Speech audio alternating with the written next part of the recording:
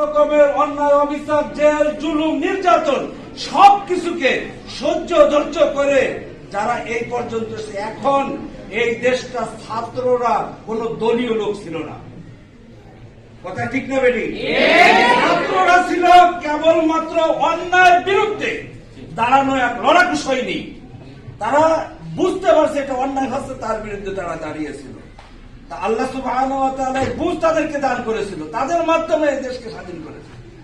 ওই আওয়ামী লীগ গেছে, বিএনপি গেছে, জামাত গেছে, অন্যান্য লোক কত রকমের কত ষড়যন্ত্র, কত রকমের হরতাল, এই সেই কত কিছু করেছে, কিন্তু এই সরকারকে এক চুলও লড়াইতে পারেনি। একমাত্র আল্লাহ সুবহানাহু ওয়া তাআলার হুকুম যখন হয়েছে তখন ওই সরকার আর দাঁড়িয়ে থাকতে পারেনি। কোন দিক দিয়ে পালাবে, কোন দিকে ইঁদুরের গর্ত আছে, ইঁদুরের গর্ত তারা খুঁজে পায়নি।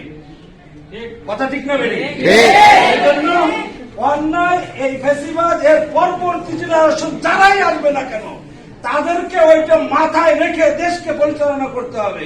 আজকে আমি বলবো যারা ছাত্র আন্দোলনের সৈনিক আছে যে আমাদের উপজেলা থেকে শুরু করে প্রত্যেকটা অফিস আদালতে ঘুষ সুদ যেগুলো আছে সেগুলো বন্ধ করতে হবে ইনশাআল্লাহ। এরকম করে যত অন্যায় আছে, চাঁদাবাজি আছে, রাহাজানি আছে, চিন্তায় আছে, এগুলো সব বন্ধ করার জন্য এই ছাত্ররা সকলে নিজেদের জীবনকে বিলিয়ে দেওয়ার জন্য প্রস্তুত আছে। এজন্য আল্লাহ সুবহানাহু ওয়া তাআলার কাছে আমরা শুকরিয়া আদায় করি। আগামী দিনের ভবিষ্যৎ প্রজন্ম আমরা যেন ন্যায় ইনসাফের মাধ্যমে আল্লাহ সুবহানাহু ওয়া তাআলার এই জমি আকাশ বাতাসকে আমরা আল্লাহর দ্বীনকে নিয়ে বুকে ধারণ করে আমরা ইসলামী তাহজিব তামাদ্দুনকে পালন করে যেন আমরা সম্মুখের জীবনকে অগ্রসর করতে পারি। আল্লাহ সুবহানাহু ওয়া তাআলা সেই তৌফিক আমাদেরকে দান করুন। সকলে বলি আল্লাহুম্মা আমিন। আলহামদুলিল্লাহি রাব্বিল আলামিন। আসসালামু আলাইকুম ওয়া রাহমাতুল্লাহ।